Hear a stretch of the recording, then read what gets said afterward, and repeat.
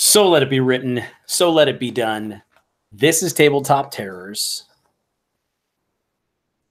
Let's have some fun. No, I was reading the chat. Okay, There's a whole thing. I didn't know if you were going to do one. No, I thought of something else then. No, you're good. Stop this. I'm so glad my sound wasn't on. Was really hoping that you just bombed. Oh, yeah. No, like, that's honestly, that's the low-hanging fruit one. It is. The one that just rhymes. A lot of times I'm like, there's one with Cosby in it once. I don't know. I was hoping that you weren't paying attention, but we're trying to pretend that you were. And we're like, no, and I was a little bit. Oh, yeah, no. And so then I'd be like, you're so busted. Yeah, and I was reading the chat, and then I did the thing where I opened the stream to be in the chat, but then the stream started playing. And I'm so glad my volume was off because it would have been so let it. And I'm like, oh, boy. Cool. We're talking about, we both got Fire TV cubes, which were, James got one on sale, and then he told me about it, and I called Amazon and basically pretended to be him. Yeah, for the first 2 days, it's like $120, $130. But for the first 2 days, it was like $80 if you pre-ordered it, and then it came out a couple weeks later. Yeah. So I told you, like, oh, I think you missed the window. And you're like, well, I know what I'll do. Yeah, and I was 100% honest. I called, and I said, hey, listen, basically, there was and I was danced around wording. There was an order placed the other day, and Tim DM'd this. I super did. I was like, phone call. I don't want to tell them that it's magic. I want them to understand that it might be. So I go, I was like, there was an order placed the other day. It was during the sale. Is there any way I can add another one on there? And then I did. The concept of what I said was true, but I said it as though I was you. I go, my brother wants one. Yeah. Which I guess is true. You do want one? I do want that one. Would be I also deception if I leaned on that. Anyway, the woman put me on hold. It was like probably 7 or 10 minutes. She came back. She said, I can't get you another one at the discounted price, but I can add a $40 credit to your account and you can pay full price. And I said, do it. That's what they do. They did that once. That's always my story. My Kindle stopped working, but it wasn't one of the things like they said. It was acting weird. It would restart sometimes, but it had just like 3 days past the warranty. But they kept passing me all around. Somebody transferred me here and there. I was playing Rocket League, and I had it on speaker, so I didn't mind. Eventually, I get transferred to someone in Canada, and she's like, she can see, I guess, the history and stuff. She's like, listen, you know, she went and talked to them and couldn't get anything done, whatever. And she's like, here's what I can do. I can give you X amount. Yeah, if a Kindle's $120, she was able to get me $90. She's like, I can put that on your account. If you just go buy another one, it'll be really cheap. She's like, I'm really sorry. I know you've been through all this. That's the best I can do. And I'm like, listen, that's awesome. Because I was going to buy another one anyway. I was just hoping to get $20 to trade this one in. Right. But basically, she bought me more or less a new Kindle. That's killer. Real quick, Sigmar Malarski joined us. And he took me by surprise at first because he said, hello, guys. I am here, your favorite Warhammer investigator. He remembers. Like, oh, yeah. He super remembers. So that's the clear one if you're just tuning in. Because Malarski is the most fist-grippinest, yelling a cop name as a police chief that you can get. So Sigmar, obviously being Space Marines from Warhammer. Well, from Age of Sigmar, yeah, the fantasy one. Right. Yeah. Oh, it's not 40K. No. It's like fantasy. It's like a separate world. Gotcha. Or maybe. Well, I thought Sigmar made its way into 40K too. No, I thought they did change a bunch of stuff. Gotcha. No, it's its own thing. It changed from Warhammer Fantasy Battles to Age of Sigmar. Perfect. It's a whole thing. Anyway, so that's clearly a Sigmar Malarski. Sigmar Malarski is like Warhammer. Quad Gaming just had to jump in and say, "Hey guys, good to see videos again. What's going on? Though can't stay. Probably didn't even hear that, but that's okay. No, you're good. Well, that rhymed. Probably catch it later." So we're going to be talking about, and I just realized that you have 0 dice on the table, and I know we're going to need some. I thought about that earlier. I'm like, I don't know where those are. I'm pretty all right. We're going to be talking about we have an upcoming book, A Dead Man's Guide to Dragongrin. If you did miss it, you can pre-order it on absolutetabletop.com. But we're going to be talking about a treasure hunting system or a relic hunting system. Sounds cooler. That we're incorporating. It was a stretch goal in the book. And we're going to basically just play test it live and talk it through. We've had the structure for it, but now we are making sure that it works. And this might be one of the first things we release when the production diary is live. Yeah. And so if you're wondering what that is, the production diary is a way that we're going to get pieces of the book in a stripped down fashion, like Unearthed Arcana style, to our backers. And the production diary will also be available to anyone who pre-orders as well. Yeah. So cool. So you got a bunch of dice for me here. Do you want to make it the sound of dumping them all, or do you want to? I feel like I want to dump them all. No, I just do this. I mute my mic when I'm playing online. And I just do this. Is that why your hands are always moving? I am usually like, it depends. I'm Is not that all the time, but ASMR? a lot of the times. Yeah, I'm just. ASMR. It's just so loud, and it's a whole thing. So. But hello to everybody who's watching. I can see James usually has the chat pulled up on his computer. So if you have questions, feel free about this or anything else. Like if you want to just ask a question randomly, we can probably drop those in and derail the whole thing. Yeah. I forgot that's usually what we do is we ask for questions. And then it'll be me answering the same thing in a different way 5 times. Take like 6 minutes. And then I'm like, exactly. And then I just say all the same stuff again. And then you'll be like, all right, but we really need to hurry up. Exactly. After I'm like, well, I got my 5 minutes. So now you got to talk slow or talk faster. Talk slower, Tim. Talk slower. So the working title for this thing we're going to be playtesting is called Machinations of the Ancients. Super fast, catching people up on the lore if you don't know what we're talking about. The world of Dragongrin is littered with the remains of, I mean, how would you describe the Titans? Like they're like sort of big godlike beings that ruled before. But like when I say big, I mean like literally actually physically huge as compared to like. Not like they were big. They were pretty big in London. They were pretty big. No. Yeah, no. Like the Titans are huge in Japan. Which has a lot of layers. Yeah. So many layers. Onions have layers. Onions. But yeah, so they're really big and they ran around. They have primordials, but correct. So actually, that brings up a whole thing. Go ahead. Yeah, well, I was just gonna say that it was the this first war was the sort of mechanical, technologically advanced Titans versus these more elemental creature-like primordials. And so what we wanted to do is make it so that in the world of Dragongrin, you can find basically evidence of this war. Yeah. And so there's going to be, we hit 2 stretch goals. One of them was Machinations of the Ancients. The other ones was Bones of the Primordials. I think somebody said to look at their comment on the post, but I misunderstood. I did one on AbTab. I did one in the AbTab group, and I did one on Tabletop Terrors. So there's 3. So okay, yeah, but continue. Sorry. So the idea is what we wanted is have a cool system that you could roll on to find some cool stuff. And we're going to do a pretty deep dive on this sort of as a preview, but also to talk it through. And if you have any ideas or suggestions, throw them in there. Just understand, disclaimer, if you give us a good idea, it's probably going to go in the book. So Machinations of the Ancients. The biggest thing that I wanted to go into this system and have in mind is that I didn't want it to just be a table that you roll on. And it's like, oh, in one roll, you find like a Titan bazooka. Yeah, you're like, hey, I found this really cool thing. You're like, no. Right. So going into it. More exploratory. Yeah. And the other thing is, so I wanted to have something that made it where you could find something crazy, but also more commonly, you're going to find something normal. So we'll talk about how we handled that. And the second thing is I wanted to make a very simple system to put stuff together and make new stuff. I love that in games. Yeah. So just kind of trying to hit on those 2 things. So a lot of this I wrote up, like we talked about a lot of it, James and I, and me and Barker and Matt and James. And James and Matt. And all Barker. 3 Jameses, both Matts. Yeah. And so different ones. There's Matt at the bus station. There's James at the Hop Sings. No. So anyway. That's funny because it's a real place that sounds like a fake place. I know. Hop Sings. So Jose says, can the bones have special properties that you can grind and then use in making weapons or potions?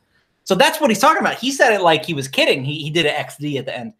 But I promise you. He's lying. Whatever he says after those words. No. It's a lie.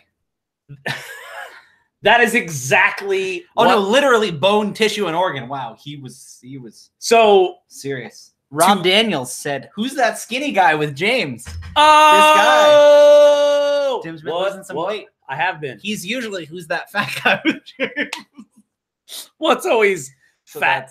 You're Chris Pratt from Guardians of the Galaxy. No, I'm Chris Pratt from season 2 of season 2 or 3 of Parks and Rec. No, it's season. He was looking real good. Season like 4, because he gets fat.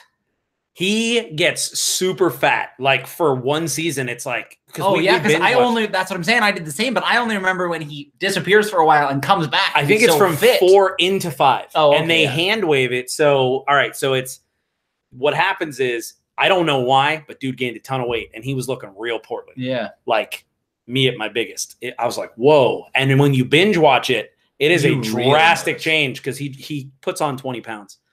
Then I think it's season 5 when they go to London. Yeah, that's the one where he must first have been scene. It was Guardians. First scene, him and Ben are walking up the steps, and he goes, "So you're telling me you lost it all just by stopping drinking beer?" He goes, "Yeah, lost like 50 pounds." He goes, "You must have been drinking a lot of beer." Yeah. Something like that. But anyway, thank you. I'm sorry, I have to say this. I know about Jose's Bones of Promo. No, there's a scene in the not the latest episode of Arrested Development, the last one, because there was so much time. Michael Cera shows up and they make a joke about how much older he looks. I love it when like they just super ham it, but he's got a little mustache. He's just so much older. Yeah. It's the same. If you watch one and then the other, you're like, holy cow. Whoa. Sorry, that's funny. But that's exactly so. Think of it this way. As it stands right now, the Titan stuff is all contraptions and things you can kind of build and put together. But the primordial stuff is exactly what you're talking about. There's, as of now, bones, tissue, and organ that you basically put together for like potions, enchantments, one-use items. I even put like grafts and longer-term effects on creatures. Exactly. So yeah, you basically, for the primordials, you take the essence of the creature and their corpses essentially have magical properties. The Titans, their machinations are still true about. Yeah, the 1 foot wall says, do we get roll tables, Tim? And it's like, the answer is yes. You get a whole bunch of roll tables. A whole bunch of roll tables. And then David said, I think we need a table for that. Yeah, there's tables for a bunch of stuff, and there's only got to be more tables. Yes. And so let's talk about a couple of the sort of details, and we would love to get your first impressions of this stuff. Yeah, this is a little bit rough. We were kind of talking through it. We're not exactly. We got a lot of it. A lot of it's down. Yeah, a lot of it's down in writing, but this is where we'll do a pass, and then Matt Click will do a pass, and then Barker will do a pass to sharpen it up. But how does this hit you? So the first thing is there are power levels to the stuff you can find, because I also wanted it to be very clear. Again, separating it so that things feel like wondrous. I don't think you should just be able to get a Titan Bazooka on a roll of a 20 at any time, unless there's kind of because there's a lead up. Yeah. Right. I'm not just worried about players having a Titan Bazooka. I'm worried that it'll just feel like they're laying around everywhere. Yeah. Like you just walk out and you're like, so I got the shovel, right? So, oh, hey, look, Titan Bazooka in some guy's backyard. And you're like, stop my dad gun toe on another. You're mowing your lawn. You're like, oh. Titan bazookas, like Malarkey. So exactly that. It has to feel, even though there's a lot of it, it doesn't mean it's literally everywhere. There's just, there's not dinosaur bones in my backyard that I know of, but the idea is like there are some places where they're a lot more concentrated. Here, it's the same kind of thing, but they're even more common. Right. If you know where to look. Right. So there are 3 power levels right now of the things you can find. There's a bauble, which is basically essentially, think of it as a trinket, a Titan trinket. Then there's a contraption, which is a little more of an intricate thing. Like this is going to sound probably like a strange way to think of it. But in my head, when I was writing this, I was like, a contraption is like if you found something about the size of an electric can opener. Yeah. Or what? You have something. Just the chat is really good today. So every time you say Malarkey, he sends a heart. So there was one. Malarkey. That's it. There's a lot of, but then the 1 foot wall said, already thinking about a bard with a lute strung with Titan gut, face melting lute solo incoming. That is so awesome. Oh my god! And then True Mate said, wait, if Titan bazookas are so common, how are there monsters? They picked up the Titan bazookas. I was gonna say it's a mess. Jurassic Park 5, Titan Bazooka Raptors. Listen, we can do this. And then I got Chris Pratt right here. Ben said, you know, they should be in pieces and you have to assemble them. And I said, you know, that's kind of Tim really wants to be able to put stuff together. That's exactly. So, all right. So there's baubles, contraptions, and relics. Yeah. So David Weaver said a shovel, bandage, and a computer air cleaner can equals bazooka. Yeah. So I want there to be one other. So just think of it, 3 different power levels, small, medium, and large is kind of how to think of it. And that's the important thing is we talked about bones and stuff because Jose said, oh, well, they're different bones for younger or older. I think we're going to do just bones, but then there's also organs and tissue. So it's going to be a separate parts of that. Right. But then there's also what you're talking, which is like things that they made. It's not necessarily just finding the bodies of Titans. It's like stuff, their armor or their. And I like the idea that since the Titans were so big, thematically, we'll put one sentence in there that's essentially, it's rare to find this thing just laying there. Exactly. But an adept person can see a large Titan chunk. Most of it's garbage, but you can pull a piece off and go, oh. Exactly. It's salvage. You know what I mean? Salvage. Like salvaging is not necessarily finding the stuff. It's knowing which stuff you bring home. Right. And that's funny you say that because items also have a condition. And we don't want it to get too complicated, but I love the idea that you could find this bauble or this trinket and it could be like super pristine. Yeah. But it could also be all junky and janky. Exactly. It could be a really awesome thing that's just really old. It's like, a 57 Chevy, but it's all rusted out. Exactly. That's the only thing that can happen to cars. Exactly. Rusted out. That's period. So the 3 conditions are salvage, fragmented, and intact. So the best thing you could ever find is an intact relic. Okay. But you could also find like a fragmented contraption. So think of the power levels as small, medium, and large. So the base object for a bauble would be like literally like a trinkets table. The base object for a contraption would probably be more like swords, things of that nature, like or just items. Things that do more, even if it's physically small. This thing can do electric can openers. Like that's kind of exact for the age. It's like right, and then a relic is more complex, and so that could be a number of things, like a machine, a little lantern that unfolds, or whatever. So this is something I thought of earlier, and I don't know where you've landed on this or how you feel about this or if you thought about it. But what I was going to say is the Titans they have magic. It's a fantasy world, so they used magic, but they use arcanics, I think we called it. It's like they made arcane mechanics. Yeah, where it's like sort of fusing magic and mechanics. They made stuff. So like you could literally, it's like an item you could use. It's not, you need to know the magic words. It's exactly. No, this thing has really complex parts. Yep. So I wanted to bring that up because that kind of makes it make sense that, hey, you can put these things together and stuff. What happens if I want to search for primordial stuff? Because they would have bodies still. They would have things, not necessarily contraptions, but like cool things. You know what I mean? So I've always imagined them as creatures like kaiju. So I don't know that they would have things. But what I'm saying is you might find a gnarled staff.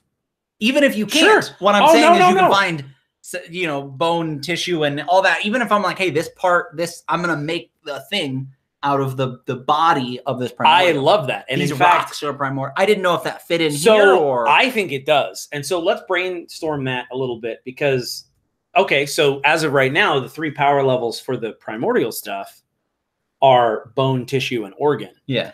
But the thought is, it doesn't necessarily mean... Oh, that's for primordials. I missed that. I thought that was for Titans. No. That's the primordials. That explains a lot. But here's where I think it's important that this power level stuff is just the rate of decay. It's the freshness of the body you find. Yeah. So it's like organ... Doesn't necessarily mean you're harvesting an organ. And maybe we need to workshop the names. Yeah, no, I get you. But the idea would be super decayed, rotted, nothing, dusty corpse. Like the thing that's going to last longest. Up to like super fresh corpse. But I love the idea that you could get it when you roll on the tissue table. It's just the mid power level for the primordial. Like, throw it away and you find that. You got to make a cartoon sound like... But I love the idea that you can get a gnarled staff. What? Well, Jose said primordial tissue armor, but like in my mind, I imagine he meant that. But then Ben said primordial testes shield. He used the word testes.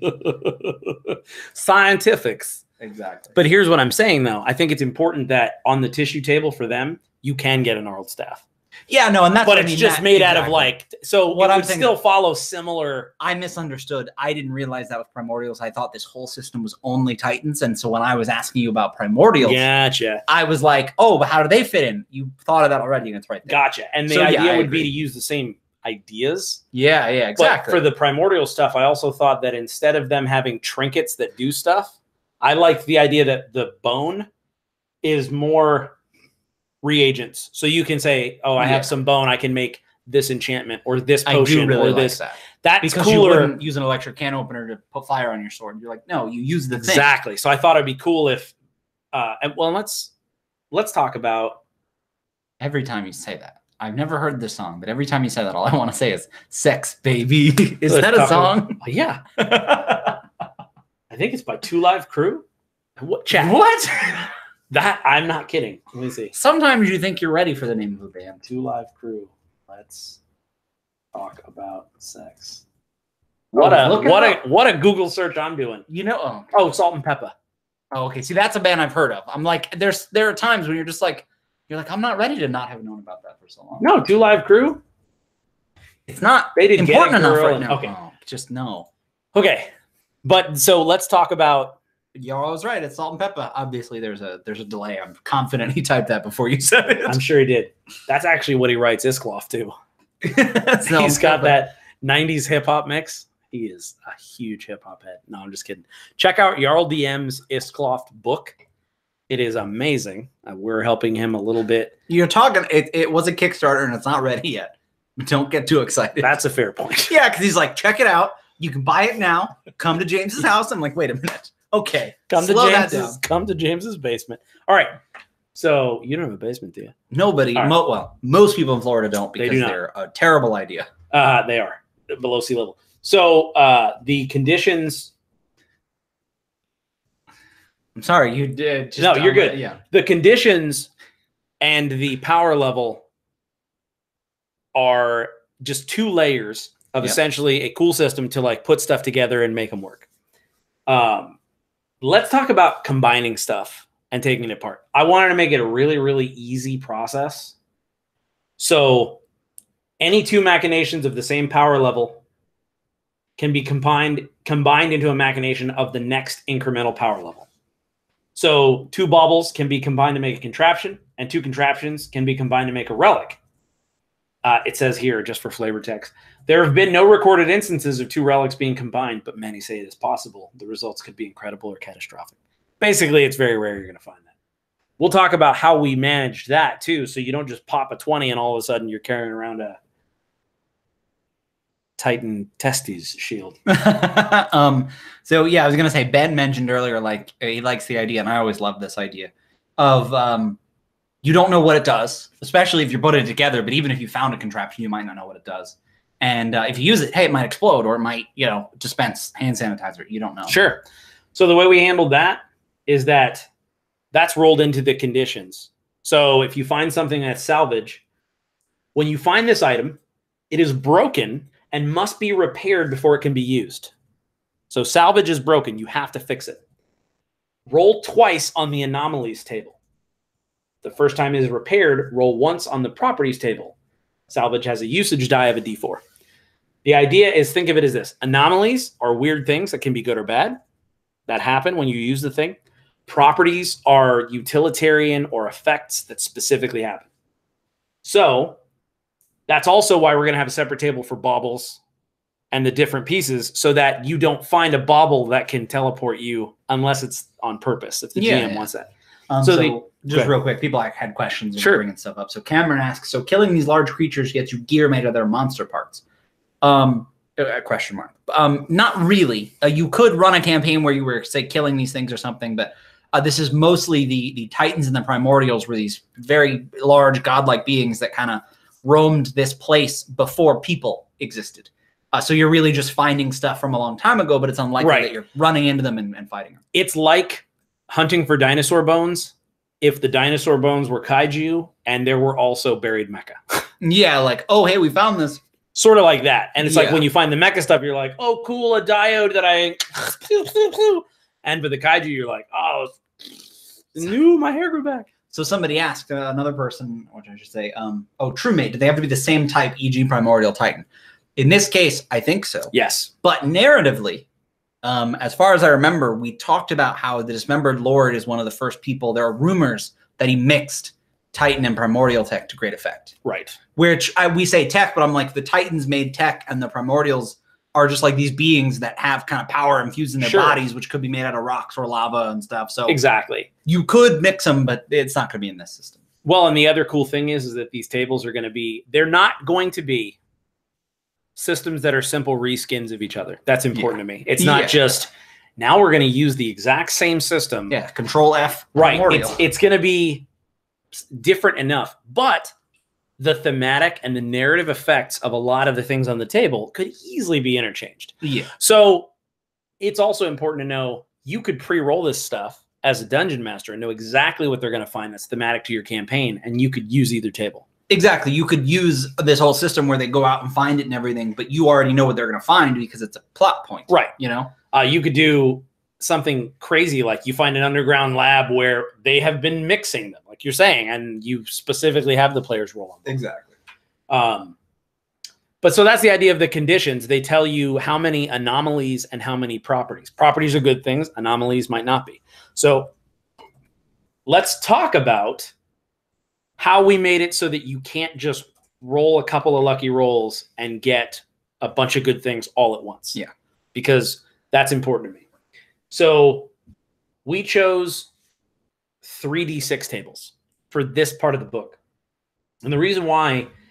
Tables on which you roll 3d6.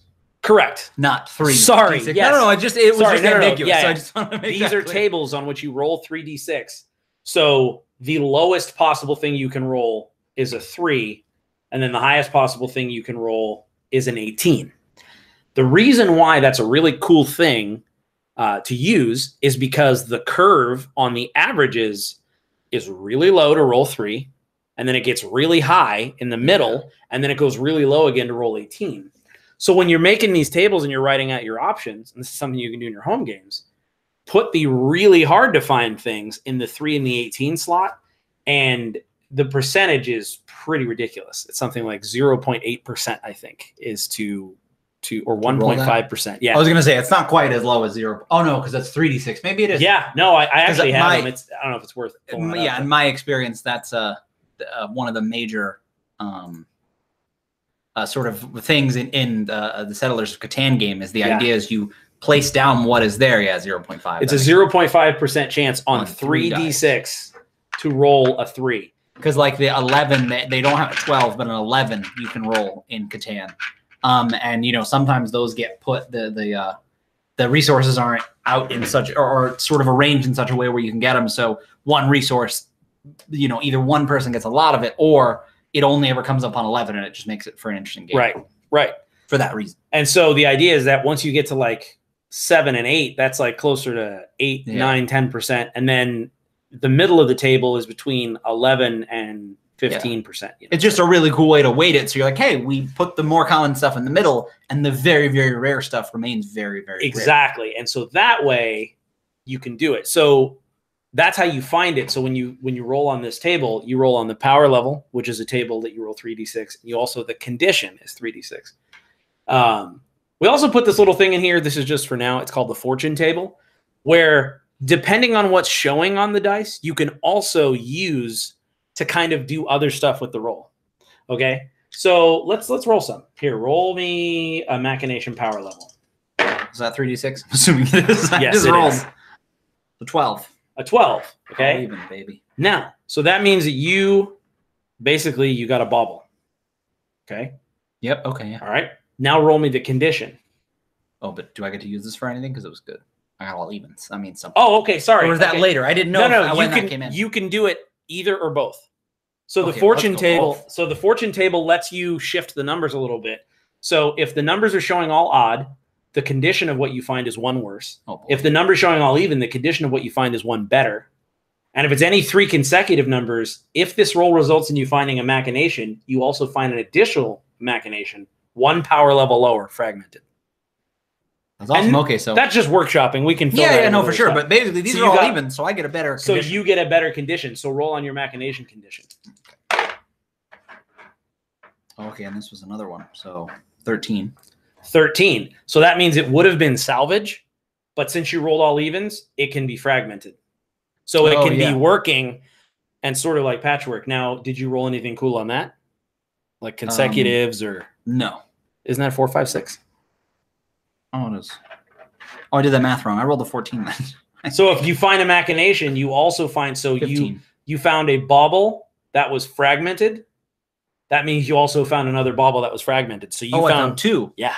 Gotcha. Okay. And the idea of this fortune table is to make it so that you don't feel cheated if you roll low. Yeah. And figure out what that looks like. So does that all kind of make sense? Yeah, no, and that does make perfect sense, and it is kind of fun because it's like looting in World of Warcraft. You're like, oh, what did I get? Oh, I want to do this. I like that. So the important thing is because there's a bad thing on that table. Maybe you have to say beforehand, or it has to. We got to work all that out. And then, and there's one more. I didn't realize. A 6 showing on any die. Reroll that. Oh, it's exploding dice. I forgot. Oh, because I got a 6 on both of them. Yeah. So roll it again, and you can add it to your roll. Oh, dang. Well, on both. Well, we messed up, but the 3 now. So 18. No way. You serious? Well, yeah, because basically I got to re-roll it and add it, right? Yeah. So I re-rolled the 6 and got a 3, so 18, yeah. So it's a relic. Oh, yeah, because I had a 6 on both of them. Yes. Not only is it a relic, but and now I get to add the 6 to. Yeah. I So don't roll know what again. the other roll was. Oh, this one was. Yeah. Same 18. Another 18. So you found an intact relic. That system is broken. Well, it's because I rolled the 6 on both, but I agree that the exploding dice are so much stronger. We need to make 3. it to where if you roll a 6, you can re-roll the lowest die. Maybe. Yeah. If you re-roll a 6, me. if you roll a 6, you may re-roll a lowest die, another lowest roll. It doesn't matter which one you re-roll. No, because you're adding them all to the same. You're not taking that one out, right? Oh, that actually is worse. Well, it is, but that's what I'm saying is you're if right. you take it and you re-roll it, doesn't matter which one you re-roll. But yeah, so Cameron said exploding seems a bit too powerful, and then he mentioned, and I thought of one. He said, "Is there something for like if you roll all the same number, which would be a good one to add, because you did consecutive, even, odd. If we can come up with things for it." Can I just say I did have that on there, and I think exploding is like. Do you know what I looked at for inspiration? I'll be flat out with you. What? Yahtzee. Oh yeah, I just looked at Yahtzee for inspiration. I said that when I did it, and I was like, okay. What are some things in Yahtzee? So I think showing all the same number is actually one that I had on there, but I didn't know how long I should make this table because I didn't want it to be like. So I'll add it back. Basically, I didn't want it to be maybe. I wouldn't worry about it now because we are changing things. A few people agree that the exploding doesn't really work, especially somebody else said it, but then Jeremy specifically said, yeah, it kind of throws the whole bell curve thing off. Yeah, so let's not. Because you just roll. You know what I mean? You're rolling 4d6 and trying to get 18, and that's a lot easier. Yeah, it's way easier. So that'll be gone. But the idea is exactly the idea. Now you know. So now you know that you have a bauble that's fragmented. Okay. So what would you do? Well, you roll on the bauble table. This is how it's controlled because the bauble table will be a D20 table, maybe a D50 table of trinkety kind of stuff. Mm-hmm. So if you find one, you're like, oh, I found a bauble. You know what you're in for. Yeah. So at no point does the roll get out of control to where you're like, oh, I found a bauble. Wait, it's a relic. I rolled high. It's like, no, it doesn't matter. What just happened? That exploding die. And that's why playtesting is super important because on paper, stuff sounds really good. And then you do it and you're like, yeah, you just got 2 18s. Jay Anderson, which I think is Jason Anderson, but forgive me if it's not. Jay Anderson in the chat said, why not take the lowest out and re-roll it? Which might work a little better if you get a 6. Oh, that's not a bad idea. That's a good idea. Yeah, I think that's a good idea. So it's like, because then the math kind of stays the same, but it gets you closer. Yeah, exactly. It gives you a little bit more, but it's not adding a whole other die. That's something that's looking for. So that's a good idea. TrueMate asks, can you sacrifice a bauble to increase the chances of finding something better? So I don't think we have anything in that yet. Not yet? Not yet, or I don't know that we would. Well, just because story-wise, what we want you to do. So here's what we would want you to do instead. You take your bauble and try to put 2 of those together to make a contraption. Exactly. You'd want to, yeah. So it's cool to find a bauble because it's not junk. It's something you can use a little bit. Yeah. And you could use it or save it if it's, potentially one-time use. Save it and then use it for something else. Right. Or use it to put together and stuff. And so the idea is that what the condition too So let's say this thing you have is fragmented. So here's the description for that. So you have a bauble and it's fragmented, which means the object is usable but precarious. Roll once on the properties table and once on the anomalies table. And that'll just be what the thing does. Yeah. Okay. So what you do is you roll on the bauble table. And let's say it's a trinket. Make up a trinket on the spot. I know I'm putting you on the spot. No, we came up with one earlier. Get electric can opener. All right. So it's, well, no, that's a contraption. That's bigger. Oh, dang. Oh, trinket. Okay. Energy drink can. Well, yeah, but like you said, it's got, because we're not saying what it does. It's just the shape of That's something. just the shape of it. So what's just the thing? Okay, yeah. Like a little disc with like holes in it that you can like hold. Perfect. Just like, it looks like a little wheel. Perfect. And that's fragmented. So now you roll once on the properties table and once on the anomalies table. So do those exist? Yeah. Okay, because I'm like, I know some that where it's not entirely. Well, they're rough, but here, let me go. Yeah, no, as long as we can get some. Yeah. So go ahead. Oh no, they're just roll it. Is it a D20? I don't know what it is. They are D20s at this point, yeah. Okay, well, real quick, we're gonna go to the chat. So Ben, what if you re-roll the low die and as a lower result? So that's where Tim said it was optional, and again, we have to workshop that because there's a bad one on there. So we have to either make sure they all make sense to always happen, or we don't know yet. Perhaps if you roll a 1 or a 6, you can re-roll the dice, but because the odds gives you one worse, you can't say, well, I don't want that. Because I'm like, nobody. Yeah, right. But that, and that's what we'll do. And that's what, honestly, in the playtest, we will playtest these and hand them out to everybody. And that's where we'll be like, hey guys and girls, here's the playtest. What do you think? And then Jay Anderson, Pocket Watch, he came up with a better thing than all of us. So, okay, so we're going to roll D20 on this. Yeah. So this first thing is your anomaly. So this is kind of like the weird thing that happens. Yeah. Because of the level you have, there's 3 levels. It's like, bad, not so bad, good, something like that. You mean as far as what I rolled, or no? What I mean is anomalies are the anomalies. So the conditions, right? Yeah. So the way a condition works is like this. Like, what does it do mechanically? It just dictates whether or not you get an anomaly, a property, and then the usage die of something. Oh yeah, because there's one lower than what we got. We got fragmented. You got fragmented, salvage, which is even worse. Right. Salvage basically means it's broken before you can use it. So you need to use an intelligence check on a short rest to get it working. And then you only get to roll an anomaly, which can be good, it can be bad, and it can be weird. Yeah. It's just like, oh yeah, I got this pen that lights up. Yeah. So for you, what'd you roll? 7. A 7. So your anomaly is a trail of thick smoke emits from the machination when it is used. That's an anomaly. So if you pull out this trinket and roll the other thing. Property. Oh yeah, and he said yes, it is Jason. I was pretty sure, but so an 8 on that one. Okay. Once per day, this object may allow you to find true north.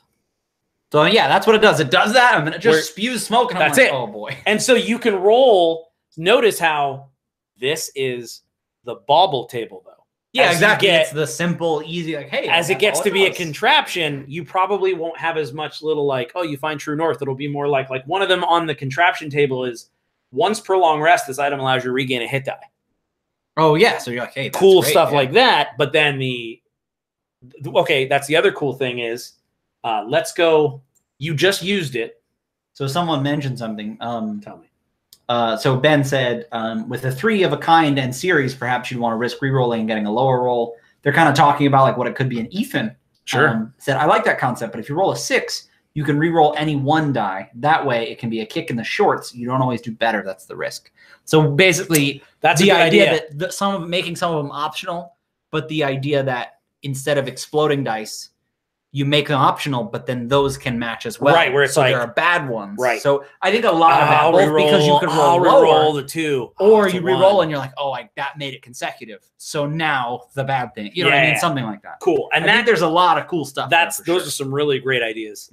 Very, very good stuff. But so what the fragmented property does is that you rolled once, you got your property. So this is fragmented. That means you get a property and an anomaly. Yeah. So you got those 2. But that also means that it has a usage die of a D6, which means every time you use this thing, you roll a D6. So roll your D6. 4. Okay, so you're fine. If you roll a 1 or a 2, okay, then basically you go down one die in your usage die. Yeah. If you get down to a D4, it breaks and you have to repair it again to use it, using that intelligence check on a long or short rest. So basically, every time you use one of these things, there's a chance it can futz out on you. I was going to say, I think that once the usage die goes down, it's gone. At least depending on how small it is or something. Because well, that's okay. That's why salvage has a usage die of a D4. If it's in really bad condition, the first use, it's gone. That's where the conditions come into play. Well, only if you roll a 1 or a 2, right? You're Correct. saying that the chances is higher. Correct. What I'm saying is is a D4, it's a 50-50 chance. So I find something, it's got a usage die of a D8. Because it's intact. I know what I'm saying. So I use it, and then it breaks, and then I can just keep repairing it and make it a D4. Basically, every short rest, I can roll to try and get one more use out of it. I feel like you just end up with so many trinkets eventually. Right. That's okay. As long as that's what we're going for. I like the idea where it's like, I don't know how to fix this thing. It spewed smoke and showed true north. Well, so let's talk it through. So then, because here's how it works. Because you're right. It does make sense. All right. So maybe I need to lower. All right. So if something's intact, which don't forget, that's a 3 or an 18. Yeah, I'm just saying. It's really hard to find. I know. I'm mostly saying that once it breaks, you think it should be broken or like used. It does. But what I'm saying is, okay, so you have 2 degrees. So you have right now, you have a D6, which this is going to be the most common one. It's fragmented. Yeah, because it's the middle of the bell curve. So that means that every time you do it, okay, it's a 4. All right, it didn't break on me. But what I'm saying is, if it does this, what I think it needs to do is go down to the salvage table. And basically so maybe that's what it is. It goes down an increment and then you have to roll again on whatever the property is. So you might lose the fact that it'll show you true north and you got to roll on the table again. And now it does this other weird thing. Okay. Is that too wonky? I think that's too wonky. Okay. Basically, I like the idea that you always want to have a reason to go finding instead of like, no, I found the cool one that does X. I'm just going to repair it. Yeah, you can only ever repair it to a D4, but I'm like, I use that every time. And then I have this one that I use. And yeah, you know what I mean? That's kind of the idea is collector. Like to be a collector because I also don't want it. You're going, I don't know. What I want is for people to say, well, this thing is a D4 and it keeps breaking on me. I'm going to combine it with this thing that's a... Oh, because you can combine it. I forgot. So the idea is that you say, oh, well, I'm going to put this together. Does that make sense? So, and this was another thing that Jason asked, that the idea that you can only repair it back to a D4. You can't then later not use it and repair it to a D6. So the way it's written now, the way that you could get it to a D6 is if you hit a natural critical success on your intelligence roll to fix it. So, not a modified 20. And you can't keep going. It's just if you roll to fix it, it's either a D4 or a D6 if you did really well. If you roll and you're like, all right, I'm going to roll my intelligence check plus my tool proficiency, whatever, to modify this. And here's the basic suggested DC is like a 14, 16, 22, like where it's like the more large and intricate things are, the higher the DC goes. But if you're like, all right, I'm going to fix my little D4 thing, and you go, nat 20. It's like, all right, now it's a D6. Exactly. Reverse. You're fixing your D6 thing. Nat 1. Now it's a D4. Well, you're fixing your D4 thing because you can't fix a D6 thing, right? You can fix anything. Oh, that's what I asked, and I thought maybe I'm. The idea being that I find something, right, and it's a D6, and I'm like, all right, I repair it, and it goes up, and then I repair it, and it goes up. Obviously, it can also go down, but there's a higher chance that it will go up. It can't go up. That's what I'm saying. It can't. So, but unless you roll. So let's say, okay. So let's say because you just said you were fixing your D6 thing, right? Let's say I rolled my usage die and it was a 1 or a 2. Every time you use a machination, you have to roll a usage die that it might break. Yeah. Every time. So if mine is a D6, oh man. So when I say repair, I mean I want to get it back up to a D6. It doesn't, or should it break if it goes like you got to repair it again? If what? If you didn't fix it? Basically make it so that the whole thing is all of them are a D6. No, I like that they're better and stuff. Okay. I don't know. We'll have to try that. But then some other people... That's the idea is a usage die. Because Cameron said if it is only a nat 20, doesn't that mean if you were skilled, it matters less than if you're lucky? The idea is that you still, remember, have to get over the amount to fix it. You can still fix it. So if you do really well on the roll, if you roll at 18 and you have a +7, you did great and you fix it. but they're so rare and intricate that it's like, yeah, you kind of did just get lucky rolling a 20. That is the idea. To is bring that it back up even further. Because this isn't just 2 pieces of equipment. There is It is kind of luck. There is an element to, whoa, I banged the jukebox and it worked kind of thing. That's why it's only on a nat 20 where you're like, oh, hey, like the Doc Brown sort of patchwork machine. Because again, the other thing that I kind of forgot was, okay, you have all these trinkets. That's great. Awesome. But then, like you said, you can start putting them together. Once you start putting them together, you know what I mean? It's enough that it's not like, well, I'm just going to keep this forever. Or it broke, I fix it. You're like, well, eventually I want to try to find another one and you want to put them together and find another cooler thing. So why don't we talk about how you put stuff together? Okay. So let's say you have 2 baubles. It's basically a DC 14 as of right now. It's a DC 14. You have to do it on a long rest where you basically spend some time putting these 2 things together. The lowest condition is applied to the new thing if you succeed. So if you put together and it can only be 1 condition above. Right. So if you put together like a salvage and a salvage, it's a new thing that's salvage. D4 usage die. If you put together an intact and a salvage, it's salvage. Exactly. It's the weakest link in it. And the idea is that the DC is like 14 to put together 2 baubles. And when you do that, you basically roll again to see what this new thing does. Yeah. So, and we can write a system where it's like you keep 1 property or you roll again to add a new property. Yeah, and I think that's the important thing is that the idea is that a lot of this is abstracted into the mechanics where we're not worrying about, well, this thing wouldn't fit with this thing. Correct.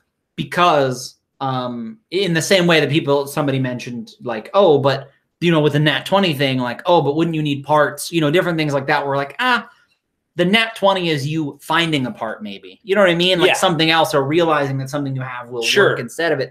Or when you have that aha moment where you're like, oh, it's backward. Exactly. But the idea, that it's more than just being lucky. It's like, oh, I had this, or luck my plus friend, skill and it's just the nat 20, or basically it's abstracted as such that it's not like you can put together a thing that was maybe armor and a sword, but it's not just sword strapped to armor. Correct. You took it all apart and made something. I don't know. That's more the flavor that I'm going for. Exactly. It's that all, like I said, abstracted into the mechanics. And we're kind of all saying, okay, well, we understand that we're not just taping a sword to an armor and saying it now can fly. It doesn't work that way. Right. And the idea would be more right. You know what it's like? Honestly, it's like Legos, where it's like you're like, oh, I take these things apart and this fits here, and look at this, and now exactly sword gun. That's a better way to put it. Yeah, that kind of thing. But yeah, and so that's the general idea of it. And I think just lightly touching on the primordial stuff, it would follow the same mechanical idea. Yeah. But so instead of it being salvage and all that, it would be decayed, flawed, or preserved bodies you find. Yeah. Which would be the power level. And then we were thinking like the power levels would be bone, tissue, or organ. Basically, what are you harvesting? Yeah. What did you find? Which I kind of want to workshop that. I don't know what that should be. No, because I agree. Because like you said, a lot of them, it might have what you consider bones, but I wouldn't say all of them would necessarily have tissue if they're made out of a wood or this or that. So I think we can find other words that are the same kind of idea. Yes. Where it's like, oh, this part or this part. And I also don't know if I want to break it into what kind of body part you find.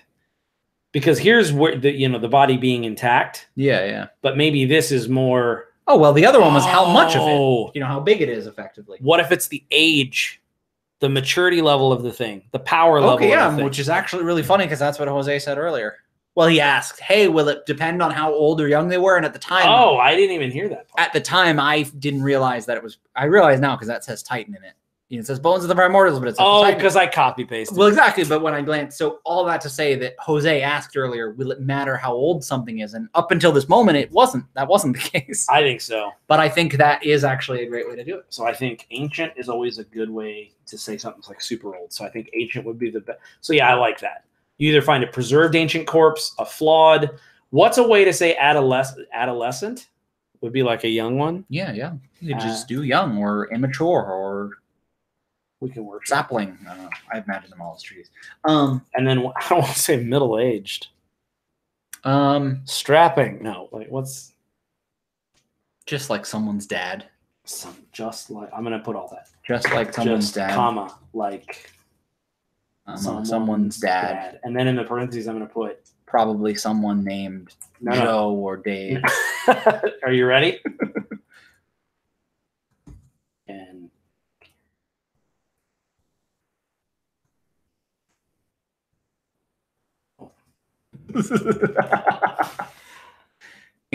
go ahead. No, go ahead. Can carry primordial milk with his pinky. That didn't make any sense and was a waste of time. The 1 foot wall said, he said intermediate. You can carry milk with your pinky. I know, That's like the official dad card. You're like, I got it. Carry milk. I got it. The 1 foot wall said, what about two things that are similar, gaining an augmented singular effect, like a lighter and hairspray kind of thing? So again, because we're not necessarily, the roll tables, I think, would get too complicated if we really got into it, because then on the flip side, you could just as easily say, well, this thing doesn't match this thing. Sure. But the rolls are all finding a way to do it, and that's why it would be something new. Like you said, maybe if you combine them, adding something, things like that, but it likely won't be much more complicated than that, just to avoid a bunch of rules that you have to learn to do this. And here's what I hope. I hope that happens narratively when the player works with the GM. Like, so I do hope that's what I was like, leaving the system open enough, because that's a really good idea. And trust me when I say, if you go to earlier versions of this doc, there were much more complicated. It was just much more complicated. But I realized, I was like, you know what? I want to leave enough space so that if you find a lighter and hairspray, you can go, hey, DM, can I make it so that this shoots flame? And then the DM goes, yeah. Exactly. You didn't roll. You rolled to put them together. So you ignore the table because you thought of an idea. And it's like, I hope that that's the system. Yeah. We give you a framework, and then you narratively could do any of that stuff. Or make a shield with a sword strap to it. Exactly. So someone said, 1 foot wall said juvenile, I think was the word we were looking for adolescent. Oh, that is the word. Makes more sense. And then later, Cameron said intermediate, but I don't know how I feel about that either. It's better than just like someone's dad. Oh, yeah, I forgot what we did have in there. Right now we're just looking up words that mean that. But somebody else. Middle-earth adventures. Maybe I missed it, but was it ever discussed when the Kickstarter folks would get playtest material? Basically what you will get is we're going to do the production diary, and that will be, we didn't really talk about exactly when, but we have our convention coming up in July. So after that, the production diary will be live, and that's where you'll get some of this stuff, effectively playtest content. But we wanted to wrap it into also an excuse to share art and just cool things we came across, maybe a video of us making it, stuff like that. So that is through the Pledge Manager. And as far as when, probably in a couple months. Yeah, I say a couple months, but after July, after AtCon. What that allows us to do is really dig in deep to this stuff so that when we hand it to you. Oh, Cameron said he'll be there. Hey, I'll be there. Not. Oh, do you know what? Getting the. If I would have realized, I didn't realize because your name. Oh yeah, Cameron Desert King. I didn't realize. Yeah, I don't know how to say your last name, but it's WYS. Is that the Cameron? Is it Watinsky? With white. I'm really sorry. I generally refuse to say names on here. I gotta tell you, that is a hard second. Watinsky. No, but I don't think it's that. Watinsky.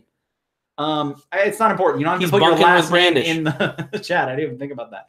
But oh yeah, anonymity destroyed. Somebody else said something, and then I don't remember. Whatever. But where were we? Well, we were talking about. Oh, intermediate is better than someone's one. Oh, Cameron Price. Okay, Cameron Price. No, yeah, there's another Cameron that I want to say was there last year, and his is Y something. But yes, sorry, I didn't. Gotcha. I don't know everybody by their chat names. No, I don't know anybody by their chat names. Well, we know a couple. What you looking at? I just call him Josh. Ben is named Ben.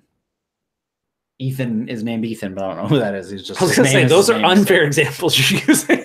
Well, no, specifically what you're looking at. I know that's Josh, and we know Jay Anderson. I was pretty lucky. I was like, I saw a quick thing where Josh is sunburnt, so I'm sorry about that, dude. Yeah. And then Jeremy is Erasmus Expeditions. I know some people, but I was gonna say that the main thing that destroys me with sunburn is not just the pain, the itching. So be sure to have Benadryl on hand. As a Florida boy, I can tell you that the itching, the couple days in, is enough to drive you absolutely mad. No, we're talking about the primordials, and we're talking about just like someone's dad. Yes, well, we were talking about narratively putting things together and shield swords and Yeah, so I think we went on to the next thing. That's probably what happened. Cool. Because specifically this, so we were talking about the playtest. Oh, yeah. Right. So what that'll allow us to do is get some of these things in a little more shape. And I want to say this because I think that this is an important distinction. What the production diary is to me, at least the way we've discussed it, and as these things shape up, they could change. But as of right now, what the production diary is to me is not just the playtest materials, but like James said, a behind-the-scenes look at concept art. We'll do, different things in there that is backer or book purchaser only. And just like cool stuff that has to do with the book. Yes. There will also be a public playtest. Yeah. Because we want to have as many people involved in that as possible to test like race stuff and just the systems like this. So a great way to kind of divide it just thematically is the production diary would probably have all the tables and different stuff, whereas the playtest would probably have just the Titan stuff and shorter tables. Yeah. Things where it's like, so just understand that there will be a both and. The production diary and the playtest will be different things, even though they will be connected if you are in the production diary. Exactly. Ethan asks, will you be doing a demo at the convention? I assume you mean of this, but I do think that you had plans to do not a demo of this, but you're demoing a system you're workshopping. Yes. So, because I'm sure we'll talk about Dead Man's Guide stuff. We'll have a little bit more done. You know what I mean? That will come up. Somebody might run stuff. You know what I mean? Sure. We're still working on that, but I know specifically that's what you're doing is that is one of the things you're doing. Yeah. So one of the things that we haven't really announced a lot, we talked about it a while back. We're working on an agnostic system that is, we'll call it rules elegant to kind of adopt that phrase. It's called the 5-minute RPG. And it is something that we'll be playtesting. So it's a brand new system, and we will be premiering that at AtCon. Yeah, like the actual rules, and you're going to run a game of that, basically. Right, and it's going to be interesting. Yeah. What's interesting about it is there's nothing like a deadline to get you to finish something. Yeah, you're like, well, I'm running it there, so. Because we've been working on it. I've been sharing it with you guys. You've been commenting. You've been writing, all that. But I was like, just kind of in the background. But now you're like, well, there's kind of a deadline. Yeah, I'm like, well, I need to have enough so that when these players sit down, I can go, yeah, there's going to be a whole combat system here. Like, I can't. You kind of need something like, all right, guys. Right. So just narrative. I don't know. How would you write this system? So what do you like? Let's talk about that. No, there's no combat. No, it's not written yet. So no. You don't get any. So, and I actually threw it to the players where I was, because it's going to be a setting agnostic sort of rule set. So like Genesis or Fate, where you can use it with anything. So I threw it to the players and I was like, hey, what do you guys want to play? Here are some ideas. And right now, like someone threw out Space Western, like Firefly. Someone threw out, I was going to say one you threw out was superhero. That's a really cool thing to kind of have a system for. Right. And then they did, someone mentioned like urban fantasy, like a Dresden Files, which I think that's the direction I'm leaning. I really like that. Anyway, I'm really excited about 5-minute RPG, and it's going to be something that is trial by fire, saying like, hey guys. So it'll be fun. But as far as this system, the Primordials, unlike the trinkets and stuff and baubles, you're finding, like you said, reagents more. And like stuff to make stuff. That's the idea. Like, I think it would be cool if you're like, you find. Yeah, I think so. Here's what I was kind of going back and forth with. I think for this, it could be stuff that is enchantments and potions and stuff like that, but it could also be a weapon or a thing, but those would be less common. Yeah. What do you think? Because you mentioned a staff, and that got me all excited about the fact that you could find a staff. And that's cool, but I'm like, I don't think it makes sense. No, you wouldn't have a staff. You know, when I said that, I was like, well, you could make a staff out of it. You know what I mean? And that makes more sense than sort of the crafting idea where you're like, you found this big thing. So maybe that's what it is. Yeah, like instead of repairing, you're making, I don't know. Right. So, okay, so the intermediate stuff, because don't forget, and that's why I want this system to be this simple, whereas as you can combine stuff, you can also disassemble stuff. Yeah. So if you wanted to, you got to make the check, but you can whittle a duck. Whittle a duck. That's the best. That's what you want to do. That's the best phrase ever. But if you have a contraption, you can break it apart into two baubles. Yeah. Essentially, and try to get some weird properties and anomalies. In the same way, I think it would be cool if you have two. We might have to workshop this because I don't want to be like you have two juvenile pieces. That's two juvenile members, and you mash them together. We're gonna have to. We're already. The NSA has flagged us 5 times in the last 10 seconds. But I love the concept. We just got to workshop what we're going to call it. Yeah, no, I agree. But I like the idea that you're like, oh, cool, I have this intermediate thing. I'm going to use it. And you can roll and be like, yeah, you can use the intermediate thing to make a sword or a staff but you can also break together the middle to two smaller and be like, oh, cool, I'm going to put this on my shield, this cool enchantment, and I'll put this. Yes. Yeah. So that's the idea. Cameron said, when one relic piece likes another relic piece, they get together and make a baby piece. That's where and again, until you say this stuff out loud, you're like, yeah, you. So I cut 2 juveniles in half. Like you got to think that stuff through. Yeah, he also said rib cage bone bow, ? Fang sword, finger bone staff. Yes, all that stuff. Yeah, they would be very big, so that stuff would make sense. The important thing is in this case, like we talked about the primordials, we're leaning more. They're a lot less humanoid and a lot more creature-like, kind of kaiju-y, but like made of different elements, kind of not like just elementals, but like you could see one that's like has a lush forest on its back and a waterfall coming out of it.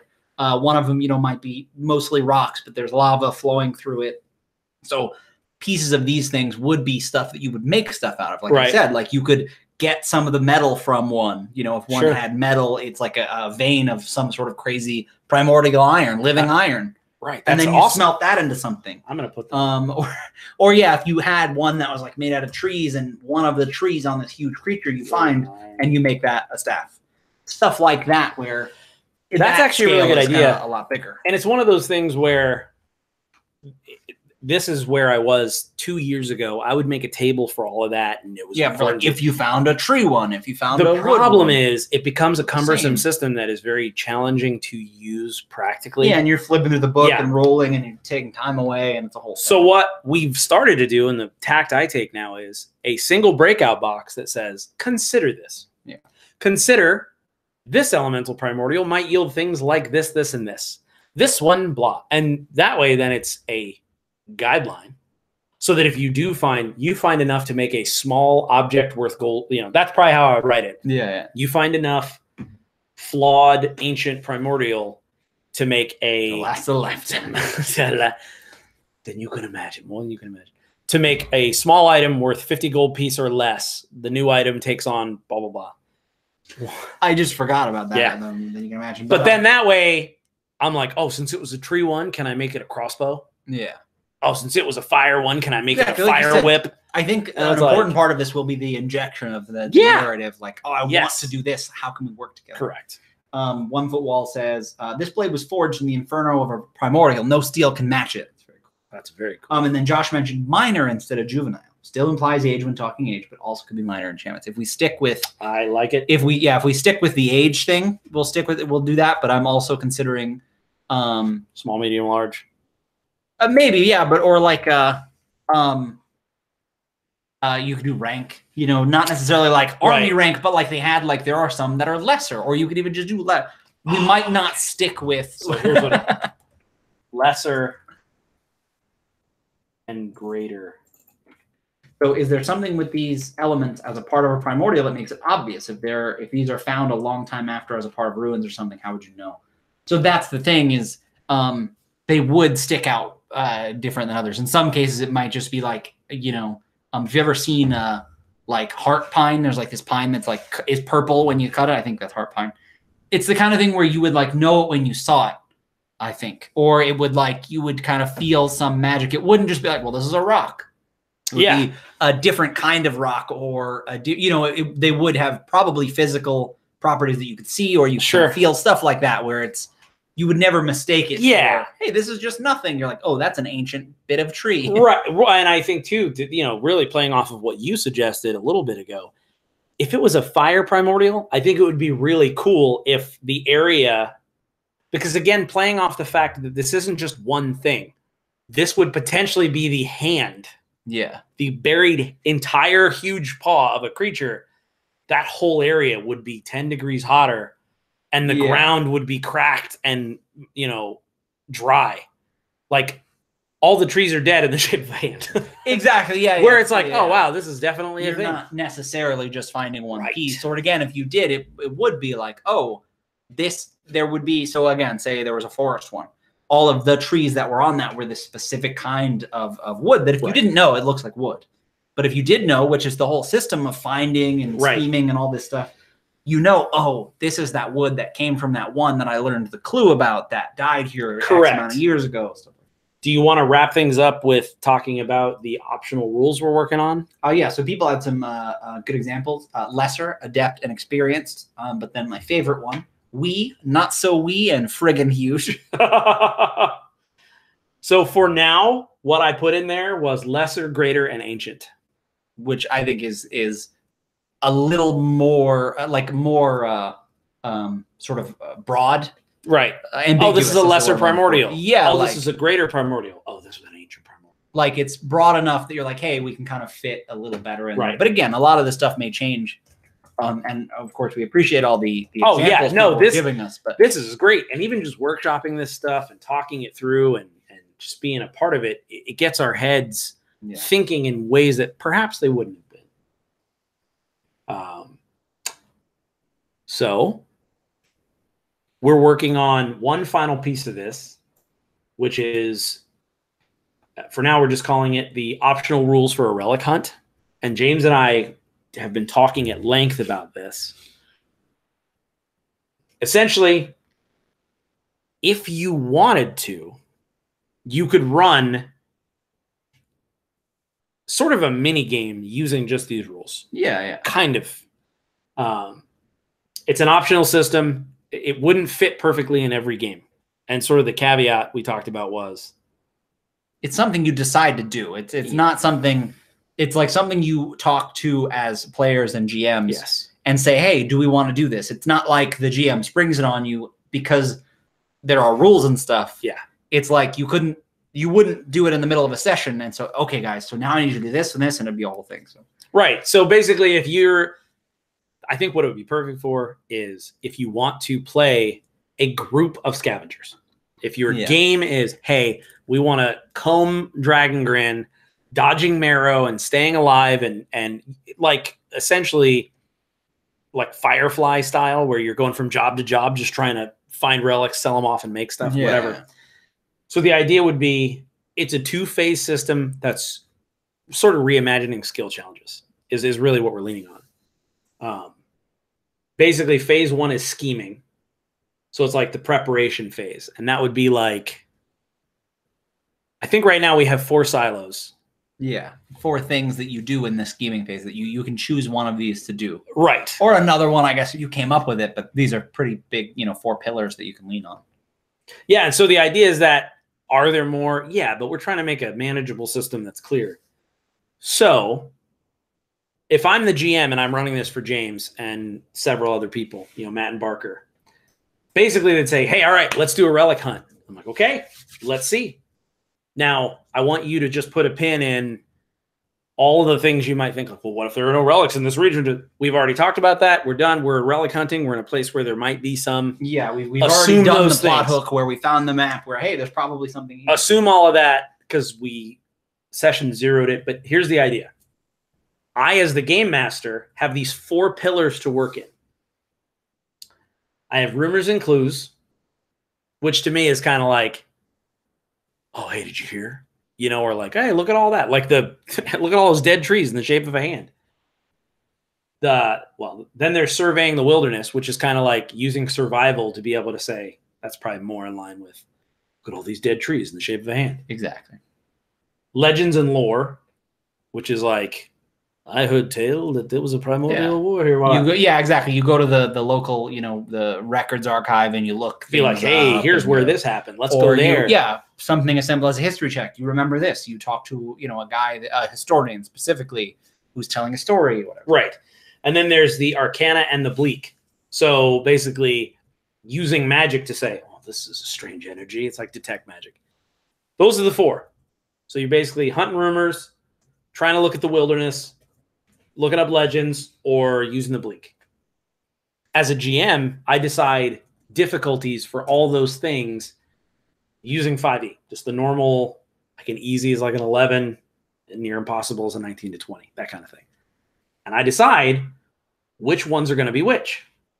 Right? So people have a few questions, and I kind of want to. It fits right into this. Let's do it. We talked about it. So Cameron asked, what about a special element, creature, or sense that is very common around the relics? So there are special plants that grow in the area, strange birds that circle.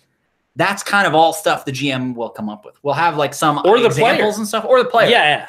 But the idea is that because if you're doing it like as written, the idea is you don't know what you'll find. The GM is not like putting treasure and you're going to find it. You're all kind of, oh, what did you get? Right. So it's the kind of thing where the player will come up with that while you're, doing these things. When we get to the second phase, you'll kind of see how instead of being specific about, well, this is for this thing and you found this, it will all kind of narratively tie together. Right. And those are great questions. So let's say in this area, they're really suspicious of outsiders. So me as a game master, I decided to make that a DC 18 for the rumors and clues. Okay. It's like a skill challenge in this way. I've got 4 players and I go, all right, guys, which one of these are you going to try to use to find the treasure? It is like a skill challenge in that if you get 3 successes before you get 5 failures, you essentially find the treasure. Yeah. You find the site that leads you to all the rolls we've been doing. Yeah. That leads you to find what you found. Right. But for every failure, there is a consequence. That's kind of like an incidental. Yeah. That I think the way, James, you put it was, it's like something else that happens wrong. And somebody mentioned, they said, Jose asked, are you going to have an order that hunt people down that have primordial artifacts? Well, if you do have that in your world, we won't maybe have that specifically, but something bad will happen where it'll say, somebody else, somebody that doesn't want you to find it shows up, or, things like that, a rainstorm, or all these incidental things where you failed, you get the failure in your skill checks, and, oh, this other bad thing happened. Right. And so again, this is all very high level and we haven't play tested it yet, but the idea would be, as a GM, I know, okay, it's going to be really hard rumors and clues, but it'll be normal for them to survey the wilderness because it's pretty evident. And then it'll be medium for any lore or bleak stuff. Yeah. And then you and the other 3 players, I go, all right, what skills do you want to try to use? And which one of these 4 things do you want to do? And so that was the important thing is the players choose, because another thing that they asked, TrueMate said, does the whole party only do one option or can different characters choose different options? Everybody can choose different ones. You can choose to do the same ones together. Basically, somebody has to end up making the roll, but that's the part where the system kind of opens up. You then decide how you're going to do it, and you kind of role play sort of an encounter where all this stuff happens. Right. So it's all up to you. You can choose any skill that makes sense to the dungeon master and to you. Yeah, that you can explain. So if you're in a wildernessy area, you could use survival. But if you're in an urban area, survival might work, but depending on exactly what you want to do, you're not going to dig. The GM's like, hey, there's roads here. Right. You're not going to find, it doesn't work that way. You have to kind of explain it. And to give it more structure than a normal skill challenge, that's why we've created those 4 silos. So instead of it just being, all right, come up with whatever skill, and then the players having to go, well, I use intimidation to intimidate the rocks. Like, this creates where it's like, all right, rumors and clues, surveying and wilderness, legends and lore, arcana and bleak. Which one do you want to try to tackle? Yeah. And then James, so choose one. So I like the surveying the wilderness. That's a good one because you kind of have an idea. So I know you don't have a character sheet in front of you, but give me a skill roll and decide, what would you say, maybe survival? Yeah, we'll do survival. I've got a plus 4. All right. Now I know that I know that this is an 18 secretly as the game master, because this is really hard to figure out. Oh no, you're doing survival. That's only a 12. So what'd you get? I got a 20, natural 20. Okay. I have a plus 4, I think I said. So maybe that counts as 2 successes. Oh, okay, yeah, right? exactly. Well, just like a skill challenge. So I'm like, boom, XX. So now there are 2 successes in the surveying the wilderness. So I realize now with all these people cooperating or participating, we might want to make it 4 out of 7. I don't know. I don't want to drag it out. Anyway, Or maybe the D20 Again, doesn't count. We can figure it out. Yeah. But maybe. All But right. that's the idea. Is that maybe it doesn't count as 2, but maybe 20s not fail you forward, but something good happens. Something else good. Somebody else gets advantage. You find another clue. Something like that. I know what it can do. It can eliminate a complication from a failure. I like that. That's way simpler. So now I'm rolling on rumors and clues. I'm like, yeah, I want to do. Now here's another cool thing. You can narrate this or not. It's just like inspiration. So I could say, okay, I want to. And to me, the way that I am envisioning this system, it sort of takes place as a montage. So not everyone is standing around in the same place talking. It's kind of like, all right, guys, it's the scene in the movie where all the people in Ocean's 11 are doing their specialty. Yeah, exactly. Their thing. Yeah. So narratively speaking, this is not a scene where you're like, all right, what's the barkeep's name? It's like, no. That's too granular. What do you do? Well, I want to go to the local brothel and talk to all the fat men with swords. Like, I don't know. What happened? It depends on, I guess, what you're looking for. And so I'm like, all right, cool, narrate it. Like, all right. So I'm like, all right, go, give me a roll. Ooh, that's a 4 on rumors and clues. Okay. That's a failure. So there's a consequence. Now, the important thing is you can choose, I think, as written, currently we're going with, they don't know whether they failed or not. But when we were talking, we realized that most people will know if they failed. If I roll a 4. If they get between 12 and 15, it'll be a little harder to tell. But if you roll a 7, you probably have a pretty good idea that you did fail. But it does kind of add that mystery. Right. Actually, that brings up another thing, because if there's a complication, they know they failed. It's not important, but there are things we're working out, and we're realizing. But one of the things, just high level, one of the things that I've learned just in my years playing D&D, sometimes the players knowing things is better than it being a surprise. It is sometimes more fun for not the pressure, the tension and the suspense of being like, oh man, I failed. Okay, well, I know this guy's giving me wrong information. Yeah. Now that obviously depends on the player. Yeah, but exactly. It's probably like, sorry guys, I got a complication. But that's the and, thing. And gamifying it a little. But I feel like that could lead, because it is kind of gamified, where they're like, okay, well, we really need to succeed on this one. So, and they would have to maybe think, oh, well, he said they don't really like outsiders, so that was probably a hard one anyway. Maybe we should go do this, because, you know what I mean? Like, kind of gaming it where they have to decide who's going to do it. I'm okay with that, because at a high level, it's like, all right, well, send in the heavy hitter. Send in the bard to the tavern, or all right, well, see if our mage can scare up some clues.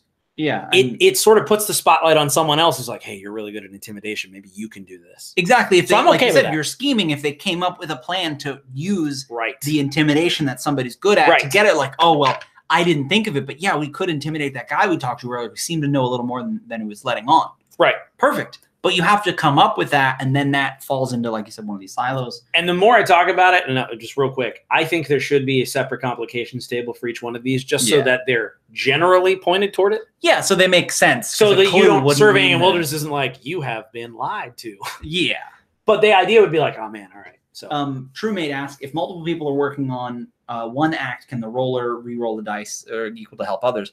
Because it's in 5th edition, you can use the help action for that part. Yes. If it makes sense. Again, if, I guess it depends. I guess you would still be able to help. Say you went to the local records archive. You could have someone else help you use the help action. I don't know what that does. Does it give you a little what we would do, we would write it in as a sort of modified help action, meaning it wouldn't be just using the help action.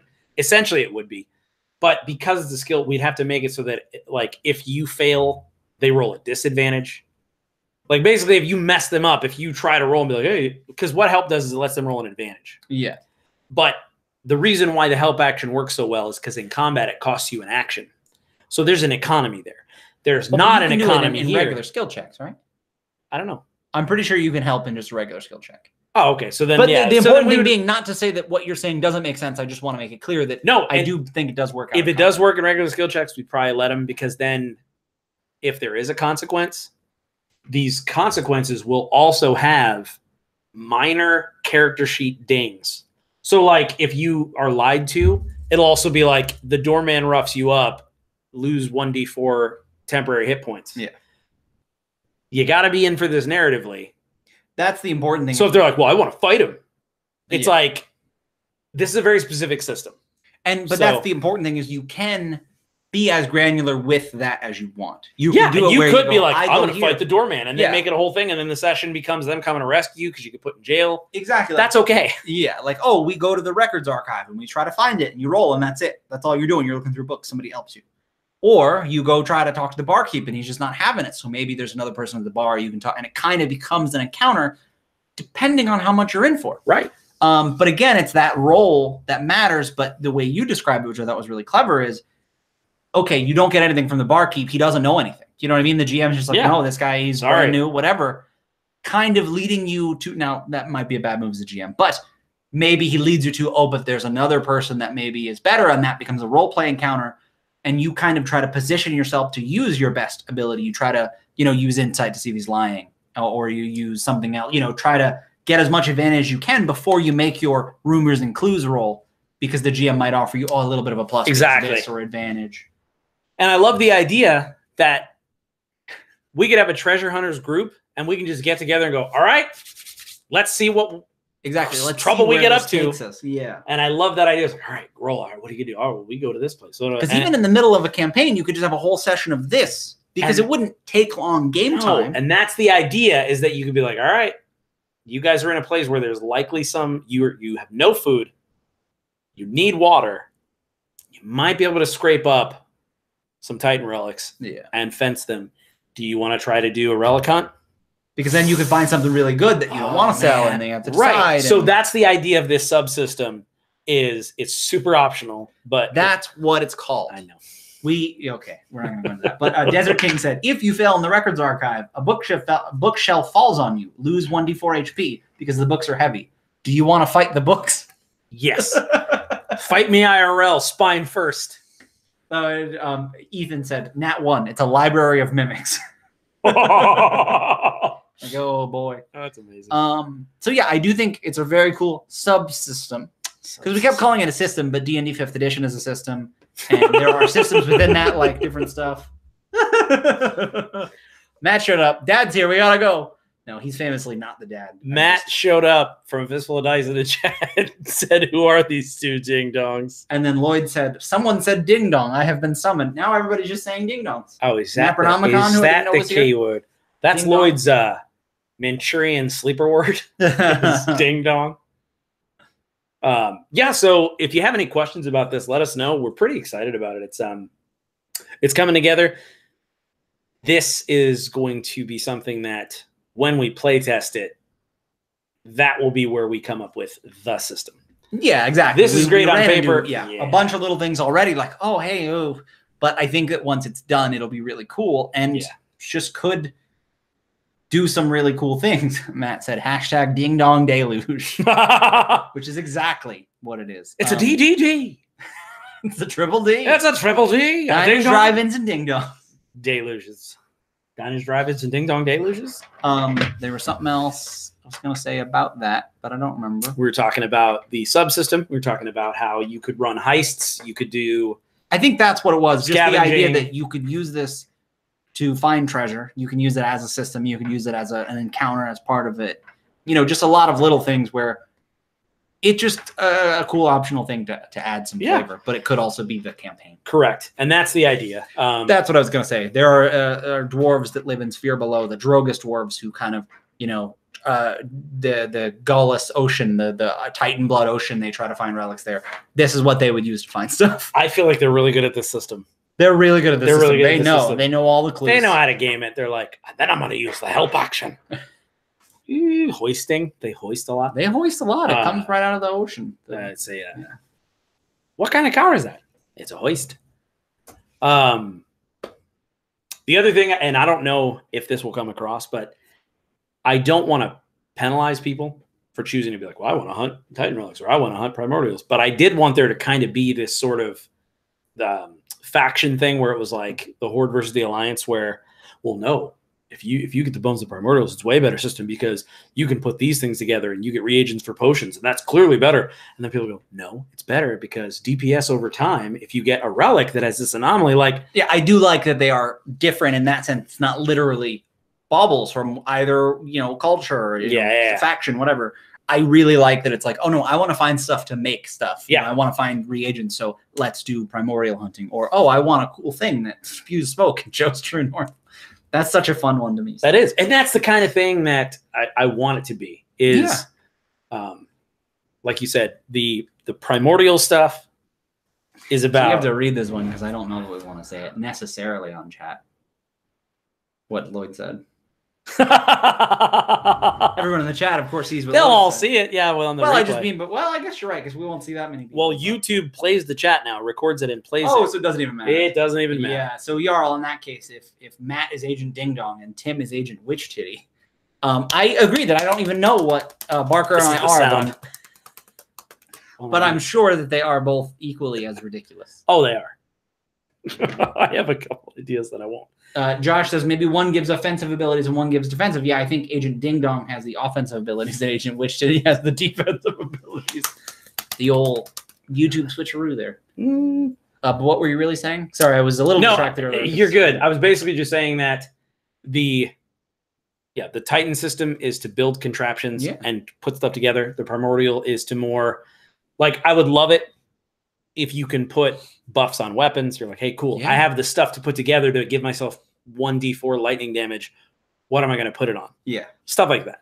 I have been playing Pillars of Eternity recently, and they have a whole enchanting system and a crafting system. And it's like you just find reagents all over and you can make stuff. It's very cool. Same kind of thing. You got to decide, like, oh, I can make this have corrosive damage, but I've been finding a lot of this thing recently that's immune to that. So, and the key here is that with the system in 5e, I've seen maybe a dozen crafting alternate rules and things. And honestly, there's so much bookkeeping and they get so complex. Yeah, when you're like, even learning it, 2 of these and 3 of these, you're like, yeah, like I saw an alchemy one and I was like, oh, I'll check this out, you know? And it had these symbols, like this was a symbol for fire, this was for wood, and it was all like, you know how this plus this equals this. And then I was like, I'm not a computer. Exactly. Those work in video games, or if you have a tool that does it, you go, oh, I found 3 wood and 4 things, and it figures out, okay, this is your stuff. These are all the things you can make. You need 2 more of these to make this. And I'm like, that's the only way that amount of bookkeeping works, is if something can do it for you simply. And it would probably not be in game. I'm not having everybody like, all right, so you guys found stuff. We're going to take a break. Go find out what you can build with your 2 bat wings and your Witch Titty. Which is also an interesting, okay, here's the final thing that I'll say about nothing. Will say much more. I told you, he's lying. Yeah, this is what I am beginning to prefer. And I want to ask you, this will be something I want to close out with, as far as what do you prefer? I love roll tables where I can take 4 rolls and combine them, and that's fun. But I'm finding that I'm more stimulated in my imagination when it's something general with some nice chunks of specificity in it. And so I'll give you an example. Instead of it being now roll to see what part of the monster it's from, now roll to see what element the primordial was. Now roll, instead, I am learning that I am, for sake of use and ease, I would rather you can, carve a dagger from the fragmented bone of this fire elemental. I'm like, cool. Yep. That's it. That gets me there. I don't need to customize every piece. I like it sometimes when you make the decision for me and then I make it work. Exactly. If I have to, I change it. Well, hey, we're in Growth of the Frozen King. It's got to be an ice elemental. But I kind of like that better. Exactly. But you try to keep to it as much as possible because that's the idea of hunting for treasure and putting them together. You don't know what you're getting. So I kind of it doesn't work as much like, well, I really was hoping to find a sword. So let's instead make this thing a cool sword. You're like, no. But that's the thing, too. In most games, that would be a decision where it's like, oh, hey, DM, so we rolled this. Do you mind if I make it a sword? That incidental is handled by the player and the dungeon master. Exactly. It can be. And you don't, well, it can be. And I've learned that in the past, I've tried to write for every incidental. Oh, yeah, exactly. No, like this element and this. And while some of that, super rad. But I guess that's what I mean. Roll up a weapon from a primordial, you know what I mean? Would be, but yeah. Right. What I'm saying is if it came up sword and you said, oh, I wanted a shield, I'm like, well, you're denying the premise. Right. It's a sword. What kind of sword is it? Sure. Because you found treasure. So. Right. So what about you? Do you like, how specific do you like your roll table entries? Or would you like that exploded out into 5 roll tables? Because I find that it is more fun to roll on 5 roll tables, but it is not practical, and I don't do it often. And you got to. So I like the idea of it, where I'm like, I'm going to prep, and I'm going to no.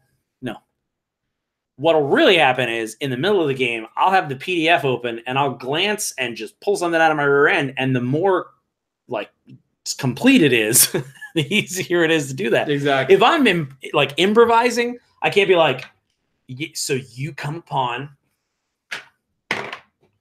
salvage, and it is. I can, but I'm finding more. I'm like, you come upon the shattered bones of a primordial. Ember and ash emanate from what looks like it could be made into a small weapon. And that's the thing. So a few people said, Jarl said specific is more useful. Lots of tables is more fun. And Agent Potato Salad, Mapronomicon, who the self-named Agent Potato Salad, said, I have way more fun rolling on more tables. And that's the thing. There's still a bunch of tables. Right. It's just not a bunch of tables to get one sentence. It's that, that really cool description. And then you also figure out, okay, you roll your 3d6 to find what, thing it is, and you roll your 3d6 to do this other thing. Right. You still have a bunch of stuff you can do. It just starts really cool and thematic instead of right away. All right, you get it's not Mad Libs of roll tables. Correct. It's like, no, you just have, that's it. Now let's figure out all the rest of it. Right. And so I'm finding that, honestly, if you do a both and, find another place to put those tables. So it's like, okay, that section will have a breakout box that says, if you want to customize this, go to the primordial section of the book where there are plenty of roll tables on generating a primordial, rather than what primordial, because then you have to do what Titan, what did he look like, what faction, what. Yeah. Anyway, so yeah, and Ethan said, remember, cursors should be present too. I like the concept that not every bauble works out well. That is certainly true. I think the important thing is a lot of these things were made to work, but there are things that, bad things, what we call them anomalies. So not the actual function. It's rare that the actual function of a thing will be, I turned it on and it attacked me. It's like, well, that doesn't make sense for a Titan to have necessarily. There may be things like that. You can make things like that. But the idea is the anomalies are, hey, even though the thing did a really cool thing, it made a really loud noise. Maybe it combusted. Maybe it hurt you. There can be bad things. But for stuff like this specifically, it's more rare that it's rarer that they'll be cursed, because that would feel a little more deliberate. Whereas this is like, no, this guy died here and this was his thing. This was his electric. Sure. And I do. Okay. So I do like the idea of there being negative effects sometimes. So meaning I agree with what you're saying, taking the spirit of what he's saying and dropping it in there. I don't know how to balance it. Well, exactly. Because I do want there to be some danger. And maybe that's when an item fails or the usage die. Well, because you have two things, anomalies and something else. Oh, properties. And the properties. The property is basically like, let's say a middle grade property would be something like Captain Underpants. I'm sorry, I couldn't help myself. So a middle grade property would be something like, once per short rest, you can get a hit die. Yeah. But the idea would be, I do think, that's what it should be. Listen. Maybe the usage die is whether or not it malfunctions. And when it malfunctions, it's then narratively. Okay, yeah. But so that you don't have to have a bunch of, you basically, okay, let's talk this through. Would there just be a table of anomalies and then a table of mishaps? And when you make the thing, when you roll the thing, you write it in like it's a little character sheet. You go, all right, this thing gives me 1 hit die every long rest. Well, now that's an important part. Well, let me finish. Well, no, I was just, okay, go ahead. Yeah. The anomaly is plumes of smoke come out when I draw it from my sheath. And if it misfires, the reverse effect happens, whatever the list is. So then it takes away. I do like that. The important thing is, I don't know that you would know all those things when you found it. And I hate to make it even more like the Cypher system in Numenera, but the idea is, would you know? And I guess maybe that's optional. Is this like the Cypher system? No, the idea that you find things and they do stuff. Yeah, I mean, you find old technology and it does stuff, and you're not sure. But that's one specific thing about. I'm coming for you, Monty Cook. That's one specific thing about Cypher. You don't all the videos in the entire universe. He's going to see that. And he's going to be like, well, who's this little jerkwad? The idea is that you don't know what it does until you do it. And so specifically, Lloyd mentioned, he loved one of the funniest moments of gaming career was when Nap used a cipher he thought was a gun, and instead it just told him the distance of something he pointed it at. The idea is you describe what it looks like, but you don't know what it is. Oh. So maybe there's an optional rule of, hey, you don't make it until you use it. Because I also see how that could be combat. We're like, oh, I use it. Okay, everybody stop. We're in the middle of combat. You want to use your thing. We have to make one. So I'm like, okay, so here's the idea. I think this is mostly going to be a game master tool. Yes, yeah. It is fun for the players to roll on this stuff. You know what I mean? Oh, okay. So we'll go ahead. But okay, what I'm saying is not only do I think the game master should record the rolls and kind of say, like, okay, copy paste, because I'm a PDF guy. Copy paste this thing, copy paste this guy. Okay, this is what's going to happen when James uses his distance gun. Exactly. But there will also be pre-gens, not a ton, but so that if you're in a pinch, you can just grab one. You have a pre-gen of, I think we wanted to do like 3 to 5 of each, where it's like, here is a bauble that does this. I do think that there will be optional, the ability to do that, which is to not know what it does until you use it, but like you said, just make sure that it's pre-generated or that they roll it all first. And you say, okay, I know what it is. That's the key. You use it. Okay, what so roll that did you doesn't get? Stop combat. Okay, what roll did you get? Okay, because even if they know what you're doing, I don't know by heart every critical injury on the table. No, so exactly. if you're like, roll me on the table, I'm like, okay, it was a 10. All right, let me note that. Because the other thing is the GM can roll it. You know, for that. And that's where I'm like. Because then I'm like, we're playing online. I'm like, all right, well, let me look up what I got because I'm a jerk. Wow, look at that. I just look up bazooka. my Dungeon Master. Or not my Dungeon Master. My Dead Man's Guide. It would be cool. That's why I'm saying this is mostly a game master. I know, but I'm like, oh, so the GM recorded it and I just go and covertly look up what I rolled. That's why I'm saying I think honestly it would be the GM going. Yeah. What I would let the players roll every time is all the other stuff. The 3D6 stuff. Absolutely. All of that. Because that all cool. You know, you kind of spend stuff. And they would know that. So that's kind of cool. So I can go, hey, all right, you found a fragmented contraption. There's a Titan booger on my nose that's making it itch so bad. Oh, dude, you should get it. Let's make that a GIF. You should just shoot it at the camera. And if it sticks, I will give one lucky viewer $100. I am that I viewer. want $100. Oh, I'm the viewer. It's like I should get $100. Well, I'm watching the stream from your laptop. Woo, how lucky.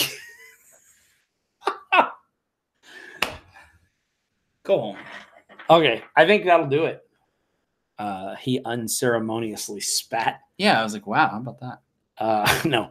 So, yeah, let us know what you think. I think that the word, if you get to the end of the stream, if you do watch all this, that you comment, is Arkham Les Paul. Arkham Les Paul. Yes. More ham, less Paul. So like Arkham from like Lovecraft and then Les Paul from like the guitar. Or like the pigs that got on Noah's Ark.